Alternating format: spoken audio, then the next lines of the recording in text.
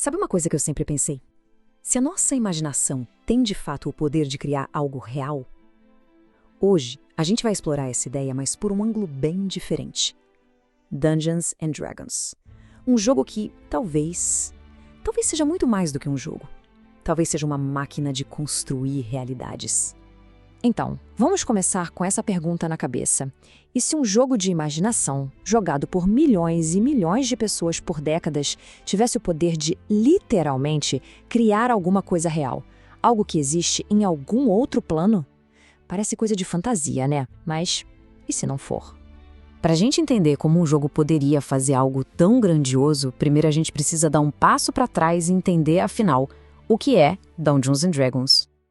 Ok, D&D, lançado lá em 1974, foi simplesmente o primeiro RPG do mundo.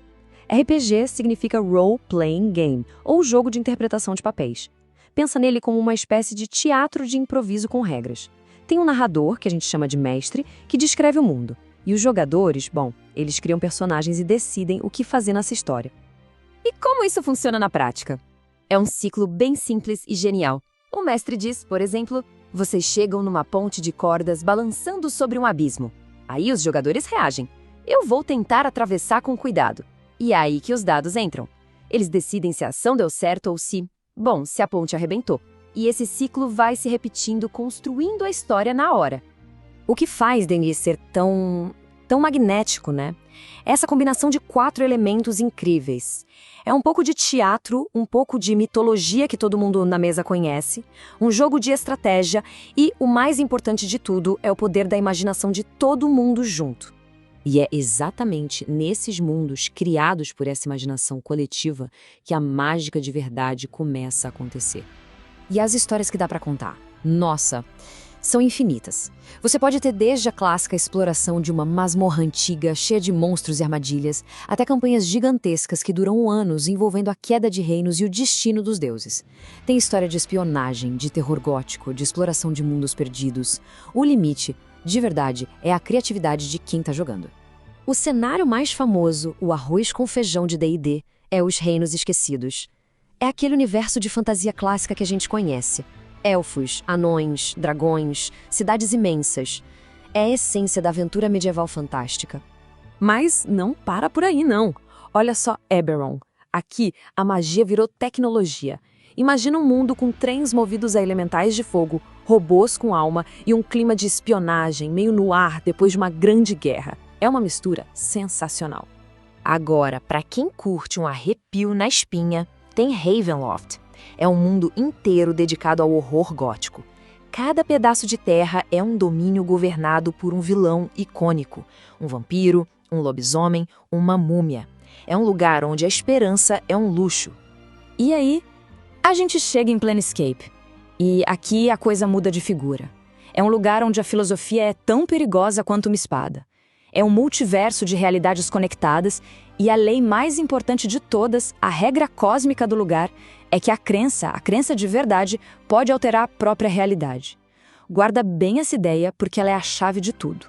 E essa regra de Planescape nos leva direto para essa frase que vai ser o centro da nossa conversa. Quando muitas pessoas pensam por muito tempo sobre algo, aquilo se torna real em outros planos. Isso não é só uma frase de um livro de jogo. É uma ideia que ecoa em muitos lugares do nosso mundo real. Agora a gente vai mergulhar fundo nesse conceito e tentar entender qual é o verdadeiro poder da nossa imaginação quando ela trabalha em conjunto. Em várias tradições esotéricas existe um conceito chamado egrégora. A ideia é bem simples, na verdade.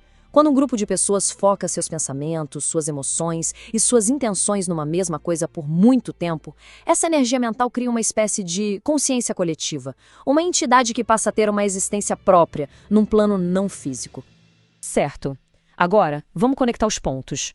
Pensa em Dungeons and Dragons.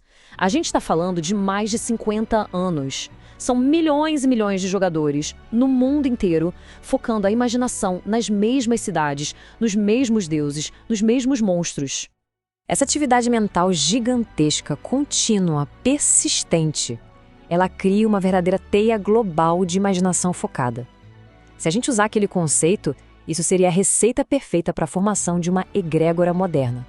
A pergunta que fica é: Será que os mundos de D&D, alimentados por tanta energia mental, ganharam algum tipo de vida própria? Se a gente olhar por esse ângulo, o jogo deixa de ser só um jogo e se transforma em algo muito maior, uma máquina de criar mitos para o nosso tempo. Olha só que paralelo incrível. Pensa nas ferramentas da magia antiga. Grimórios com conhecimentos secretos, rituais para focar a intenção, encantamentos falados para manifestar algo. Agora, olha para D&D. Os livros de regras são os nossos grimórios. As sessões de jogo são os rituais. E as palavras que os jogadores e o mestre falam são os encantamentos que dão vida àquele mundo. E aqui está o pulo do gato. A parte mais genial de tudo isso. O próprio universo de D&D, ele sabe disso. A lei cósmica de Planescape é exatamente essa. O poder da crença cria a realidade. O jogo contém dentro das suas próprias regras o segredo do poder que ele mesmo exerce aqui fora, no nosso mundo. É uma metalinguagem fantástica sobre o poder da imaginação humana. E o mais fascinante é que essa ideia não é uma exclusividade de D&D. A lei de Planescape, o conceito de egrégora do esoterismo e até a psicologia de Carl Jung com a ideia do inconsciente coletivo, todos eles, de maneiras diferentes, estão apontando para a mesma direção.